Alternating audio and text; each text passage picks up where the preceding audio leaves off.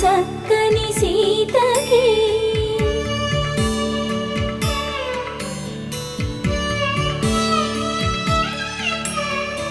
ఎర్ర జాబిలి చేయి రాముడేడని అడుగుతుంటే చూడలేదని పెదవి చెప్పే చెప్పలేమని కనులు చెప్పే నల్ల పూసైన